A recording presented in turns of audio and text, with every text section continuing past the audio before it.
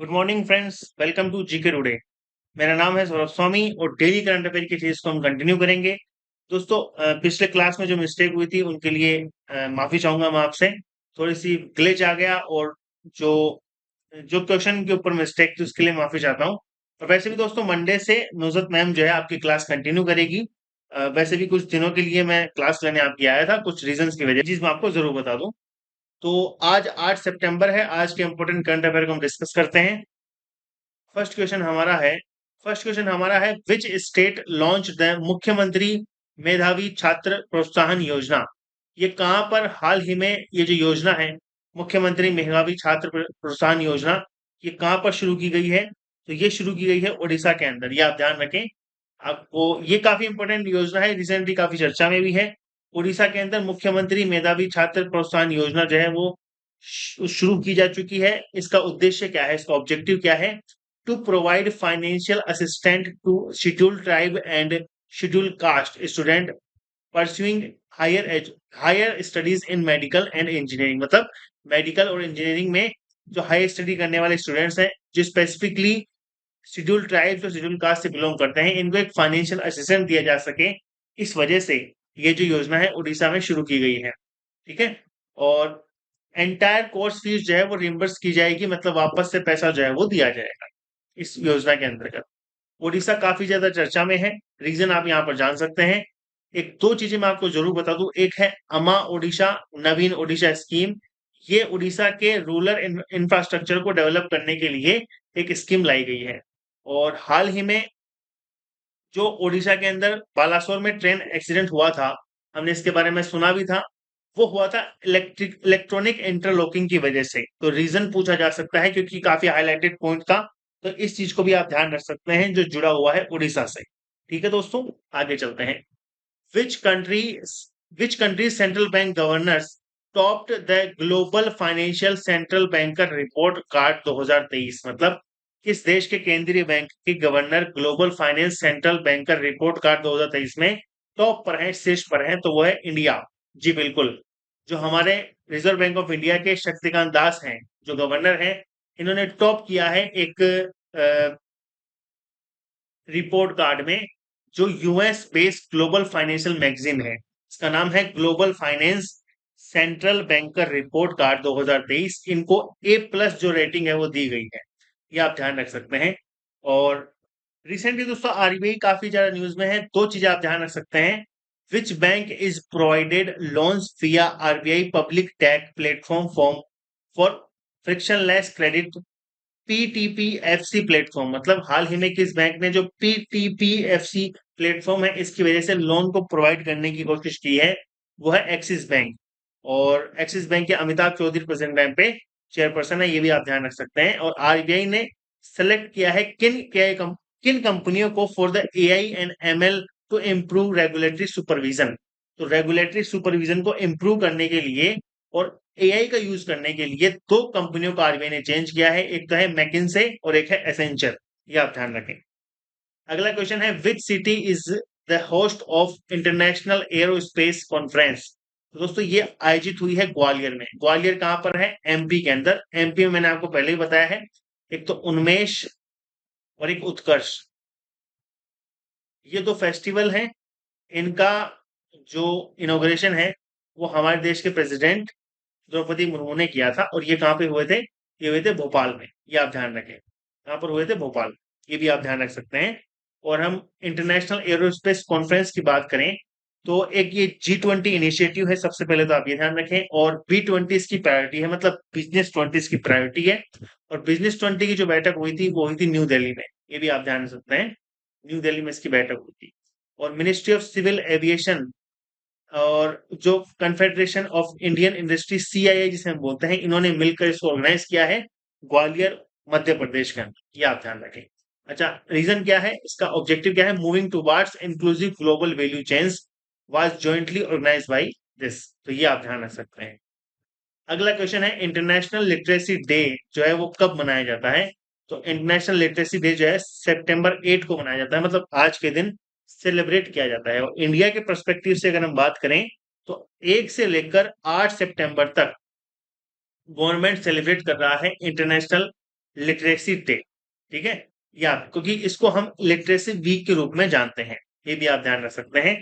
UNESCO ने इसको start किया था इस डे को सेलिब्रेट करने के लिए, जिसे हम इंटरनेशनल लिटरेसी डे के नाम से जानते हैं। यूनेस्को की अगर हम बात करें तो 1945 में इसकी स्टेब्लिशमेंट हुई थी, 16 नवंबर 1945 को, और पेरिस फ्रांस में इसके हेडक्वार्टर आपको देखने को मिलते हैं।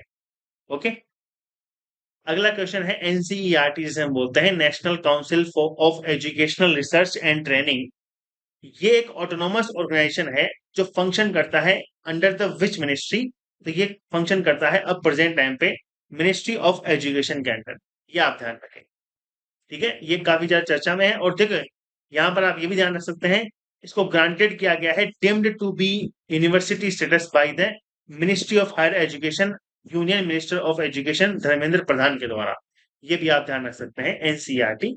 एनसीईआरटी की अगर हम बात करें तो इसकी शुरुआत हुई थी 1961 के अंदर। अभी 63वां जो स्थापना दिवस है, फाउंडेशन डे है, वो सेलिब्रेट किया जाएगा। तो 1961 में इसकी स्टैब्लिशमेंट हुई थी, और प्रेजेंट टाइम पे अगर हम बात करें तो दिनेश प्रसाद इसके चेयरमैन हैं। कौन है? दिनेश प्रसाद। ओके दोस्तों, ये भी आप ध्यान रख सकते हैं। तो एनसीईआरटी एक ऑटोनोमस बॉडी है जो मिनिस्ट्री ऑफ एजुकेशन के अंडर आती है। ठीक है, कुछ मिनिस्ट्रियों के बारे में आपको जान होना जरूरी है। कल हमने डिस्कस किया था ग्रेट ग्रांट के बारे में, ये जुड़ा हुआ है मिनिस्ट्री ऑफ टेक्सटाइल से। तो जो स्टार्टअप है, स्पेसिफिकली स्टार्टअप स्टार्टअप जो बिलोंग करते हैं टेक्सटाइल से, जो टेक्निकल टेक्सटाइल से जुड़े हुए स्टार्टअप हैं, इनको 18 महीने के लिए, 18 मंथ्स के लिए लगभग 50 लाख रुपए का ग्रांट देना जो है इस प्रोजेक्ट का, इस पर्टिकुलर स्कीम का, इस वेंचर का ऑब्जेक्टिव है, जो आता है under the ministry of textiles. मेरा बिल मेरा अधिकार जो है स्कीम ये लॉन्च की गई है मिनिस्ट्री ऑफ फाइनेंस के द्वारा, और sixth census of minor irrigation MI scheme जिसकी हम बात करें, वो लॉन्च की जाती है मिनिस्ट्री ऑफ जल शक्ति के द्वारा। तो ये आप ये भी ध्यान रख सकते हैं। अगला क्वेश्चन है एडवांस प्राइसिंग एग्रीमेंट, एपीए जिसे हम बोलते हैं। ये प्रोग्राम एसोसिएटेड है विथ विच इंस्टीट्यूशन? तो ये सीबीडीटी से जुड़ा हुआ है दोस्तों। सीबीडीटी की शुरुआत कब हुई थी? सीबीडीटी की शुरुआत हुई थी 1964 में, और प्रेजेंट टाइम पे नितिन गुप्ता इसको चेयर करते हैं। ठीक है, ये आप ध्यान रखें, नितिन गुप्ता। तो इसका पूरा नाम क्या है? Advance pricing agreement. ये एक प्रोग्राम है जो इनिशिएट किया गया है under the central board of direct taxes. ठीक है, इसमें हमें एक, ये फिफ्थ एनुअल रिपोर्ट है, ये आप ध्यान रखें, 5वीं बार इसको पब्लिश किया गया है, फिफ्थ टाइम। ओके, इसमें हमें जो प्रेजेंट टाइम पे की डेटा है जो स्टैटिक्स से जुड़े हुए हैं, वो हमें देखने को मिलते हैं एपीए प्रोग्राम के अंदर, जो जुड़ा हुआ है सीबीडीटी से। और कुछ एग्रीमेंट जो हाल ही में न्यूज में है, तो आप ध्यान रख सकते हैं, पिछले कुछ महीनों में हमने काफी ज्यादा चर्चा इनके ऊपर करी है। देखिए, इंडिया और किस ऑर्गेनाइजेशन ने bloc reach agreement to review their free trade pact for goods by 2025? और इंडिया के साथ साथ किस ब्लॉक ने एक एग्रीमेंट रिव्यू करने के लिए जो फ्री ट्रेड पैक्ट है फॉर गुड्स 2025 के लिए शुरुआत करी है? तो वो है आसियान, ये आप ध्यान रख सकते हैं। और second phase of CPEC, CPEC जो एक परियोजना है, 2015 में इसकी शुरुआत हुई थी, जो दो देशों के बीच में चलती है, एक तो है पाकिस्तान और एक है चाइना। ठीक है, आप ये ध्यान रख सकते हैं, CPEC China Pakistan economic corridor. तो 6 एग्रीमेंट को साइन किया गया है पाकिस्तान और चाइना के बीच में, ये भी आप ध्यान रखें। एक है दोस्तों ओसिरिस आर एक्स मिशन, ये एसोसिएटेड है विथ विच स्पेस एजेंसी? तो ये जो ओसिरिस आर एक्स मिशन है, ये जुड़ा हुआ है नासा से। ठीक है, national aeronautics and space administration, इसकी स्थापना हुई थी 1958 के अंदर। ठीक है, और जाक्सा जो है मून के ऊपर स्लिम नाम का एक प्रोजेक्ट जो है वो लॉन्च करने जा रहा है। रॉसकॉस्मोस ने हाल ही में लूना 25 जो है वो लॉन्च किया था, लेकिन ये फेल हो गया। ठीक है, और इसरो तो खबरों में है ही आदित्य L1 और चंद्रयान 3 की वजह से।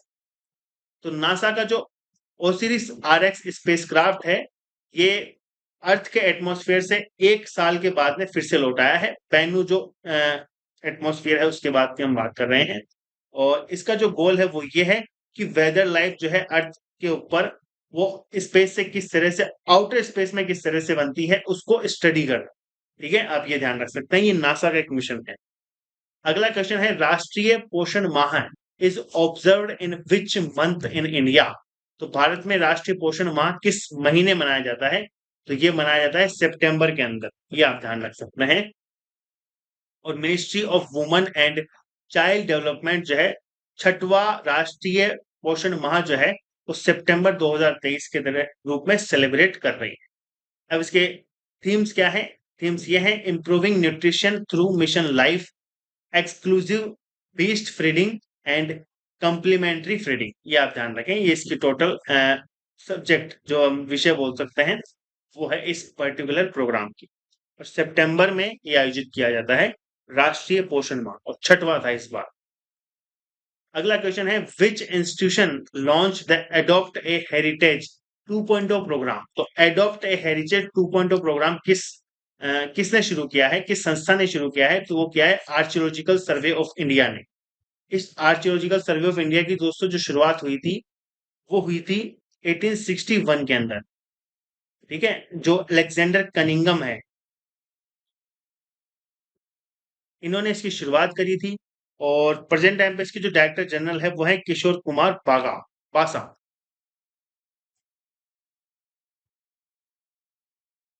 ये भी आप ध्यान रख सकते हैं। ठीक है दोस्तों, 1861 में इसकी शुरुआत हुई थी।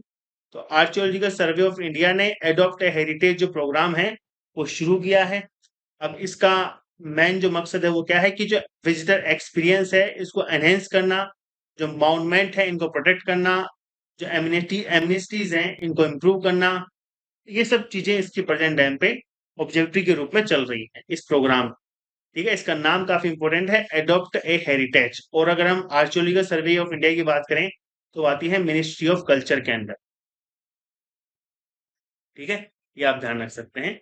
हेरिटेज जो शब्द है वो काफी खबरों में है दो चीजों की वजह से। ठीक है, Indian Buddhist culture and heritage centre जो है वो नेपाल में खोला गया है, ये आप ध्यान रखें। इसके साथ साथ UNESCO has suggest adding which city to list it list of world heritage centre in danger. तो वर्ल्ड हेरिटेज सेंटर जो डेंजर में है उसकी लिस्ट में यूनेस्को ने किस सिटी को सजेस्ट किया है? तो वो है वेनिस। वेनिस दोस्तों वैसे भी झीलों का शहर था, लेकिन अब ये इसकी जो झीलें हैं वो सूख चुकी है, इस वजह से ये काफी ज्यादा डेंजर में है। अगला प्रश्न है, which space agency helps India in tracking the solar mission Aditya L1? तो अंतरिक्ष एजेंसी ऐसी कौन सी देश की अंतरिक्ष एजेंसी है, या ऐसी कौन सी अंतरिक्ष एजेंसी है जो सोलर मिशन आदित्य L1 पर नजर रखने के लिए, ट्रैक करने के लिए भारत की मदद कर रही है? तो वह है यूरोपीय स्पेस एजेंसी, ये आप ध्यान रखें। यूरोपीय space agency is helping India in tracking the solar mission Aditya L1। ठीक है, 2 सितंबर को इसको लॉन्च किया गया था, आप ये ध्यान रख सकते हैं, PSLV C-57 रॉकेट से।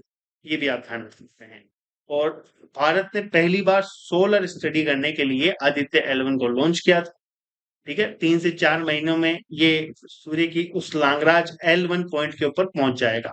मैंने आपको बताया था कि सन और अर्थ के बीच में एक ऐसा पॉइंट होता है जहां पर ग्रेविटी बिल्कुल जीरो हो जाती है, जिसमें हम किसी ऑब्जेक्ट को अगर छोड़ेंगे तो वह एज इट इज रहेगा। तो हीलियो ऑर्बिट में आदित्य L1 को छोड़ा जाएगा।